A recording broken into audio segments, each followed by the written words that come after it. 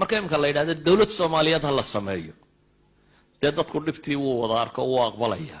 arina shiriyo la isugu yimaado dad badan baa isu imanaya haddana dawlad noqon mayso xagee wax iska dhaafsan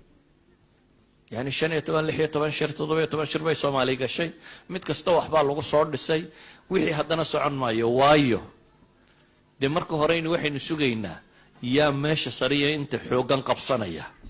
nin waliba marka hore wuxuu silay lagama xoog badna ku day inay idinku heshaan madaxweynaha ama ra'iisul wasaaraha ama wasiirada ama intan laakiin markay intii heshay soo baxdo intaan helin waxay leedahay cagaa qaba hadaba tan iyo inuu ku kicin reer walba xoogsanaya haday tan qabsatay yay talaabsanin waa in la dumiyaa inta markaa hungurigu inagu jirana waynu midaysanay ila ideology kuma midaysan waxay ku midaysan noo rabnaa dawladdu waa xoog dawladnimadu waa askar iyo ciidan waa system waa dhaqaale iyo cashuur iyo wax la ururinayo waa kayaan jira reerka kayaanka qabsada wuxuu rabaa reeraha kale inuu dhulka la simo to askarta helo ka hubato hadduu isagu dhaqaale helo ka dhaqaale bato hadduu jaamacada iyo meelaha inta caruurtiisa u diro xataa hadduu intaa ka simo waxay u arkayaan faankii in laga helay ila reernimadu waa faane ana ka aba fiican ku maamuli jiray weeyaan haddii aan markayga ku maamuli kari waayo waa in maamulkaaga ridaa fakhri baan waayaya annaga ra'iisul wasaaraha cid ba wax ma siiyo reerkaba kama tirsana laakiin mujarrad inuu nin reer hebel yahay ayaa faanka igu filan haddaan markaa faanka waayo waa inaan faankiina dumiyaa ama waa inaan markayga ra'iisul wasaare noqdo ama caynkan xal waxaynu ka dhiganay oo la yidhi bal muu dadkani qabiil ka teg waayo qabiil ha loogu qaybiyo oo qabiil miyuu ku qaybsamaysaa hadde qabiilku wuu sii jajabay oo sii dumaya idan ayuha alaxiba warka qabiilku suu wax u dumiyaa waa war practical aynu soo aragnay waxa ka haboon inaan malaa'in badan isweydiino war saynu uga baxnaa saynu uga bixi karnaa dadka badbaale qabaa'ilka ba hal ma saxo waxana la tirtiro ma tirtirmayso qabiilnimadu inuu ninku reer ka tirsayo ku abtirsada ceeb maaha ilaahi wuxuu inoo tilmaamay shucuub iyo qabaa'il inuu nahay laakiin maxaa la inoogu tilmaamay litacaarafu inaad isku garataan waa macrifa qabiilku wuxuu inoo joogaa halka galada tan beershuun numberku uu joogo marka lagu weydiiyo 9 number baad taxaysaa anna 9 oday baan taxayaa si lay garto 9 number ma haysto laakiin waxa ay inay hebel 9 oday baa sheegaya markaas lay garanaya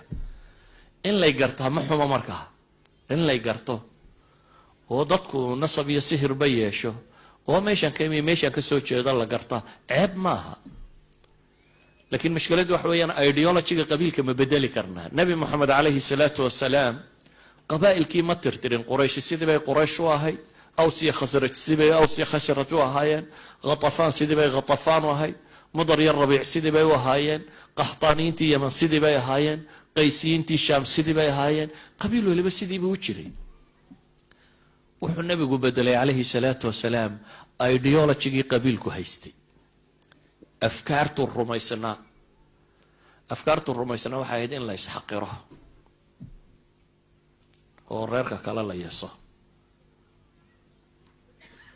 quraan iyo sunno badan baa soo degto tilmaamaya in la isyeesaynaanay banaaneen dadku inuu asal qura wada leeyahay usra qurana ka wada yimi dhoobana laga wada abuuray abi hooyo qurana wada dhaleen sidaana ku kala fiicnay mabaadiidoodii baa la saxay waxay rumaysnaayeen unsur akhaaka dhaaliman aw madluuma walaalka gar iyo gardarraba u heeli weedha lafteedii buu nabigu u sheegay alayhi salaatu wasalaam unsur akhaaka dhaaliman aw madluuma weedha tani way yaabeen saxaabadii iyo de ma wixii hore lagu noqday waa waxay ka soo baxeen wuxuu nabigu yiri alayhi salaatu wasalaam hadduu xaq u taagayna u heeli saad qof kasto muslima ugu heelin lahayd hadduu baatil ku taagan yahayna ka qabo تساهيلكي إلى ناربت كهر شوكتاي تلك أما الدنيا مركز لتشبيه إن تكعل السابة هيلة ومركو النار تكو قرميين تكسيد دي يسمى يدو محيطي تلك هذا النار تكعلين كرويدو ماد هيلين سقو باطل وضع سقو عذاب كو قرميين تكو اكتا وهيل در هيل كي النبي قول حكو شاقي عليه الصلاة والسلام مركا إن حقنا الله شاقه hadduu xaq ku taaganyana lagu taageero. waxay dadku sokeeye iyo shisheeye ugu kala ahaayeen inta ay abtirka u kala dhow yihiin. nabigu calayhi salaatu wasalaam wuxuu tilmaamay mid ka sarraysaa inay jirto oo hadday taasi go'do tanna u go'ayo. aasirada bini aadamka waxa isku xidha alwashaa'ij bini aadamka isku xidha waa alwalaa walbaraa, waa caqiida, waa diin. diin baa reerkii kala kaxaysay, ideology wixii la rumaysnaabaa reerku ku kala tegey. ghaswatu bader gaal iyo muslim baa isdilay baynu nidhi. gaal iyo muslimka isdilaya waayo waa rag ilmaadeeraa. markuu quraysh 3 nin oo 2 walaaliya inaan ay dhaleen markay soo baxeen, ansaar baa u soo baxday, waxay idhahdeen ma rabno. nabi maxamed calayhi salaatu wasalaam waxay weydiiyeen raggii noo dhigmayay soo saar. wuxuu soo saaray rag ay maxay kala tirsadaan, rag aan wax badan la kala tirsan baa la soo saaray. oday qura la wadaago, qabiil qura wada yihiin, laakiin ideology lagu kala tegay. islaamku markaa wuxuu barow qabiilka ku daweeyey. qabiilkani waa wicaa dadka ururiye, laakiin ideology maaha afkaartii uu dadku rumaysnaa. afkaartuu dadku rumaysnaa waxaa laga dhigay inay caqiide noqoto iyo diin, inay noqoto alukhuwa alislaamiya. qofku mar hadduu muslim yahay inuu kugu leeyahay xuquuqda islaamnimo. oo xuquuqda islaamnimo waa maxay? an tuxiba liakhiika maa tuxibu linafsik. waxaad naftaada la jeceshay inaad walaalkaa la jeceshaato. xuquuqda kugu leeyahay waa an tansura. xuquuqda kugu leeyahay waa wanusxi likulli muslim, inaad u naseexayso. xuquuqda kugu leeyahay waxa weeyaan hadduu baahaya inaad wax siiso, haddii la dulminayo inaad ka dhiciso. idan mabaadi' buu islaamku baray. mabaadi'daasa waxay keentay inay buuxiso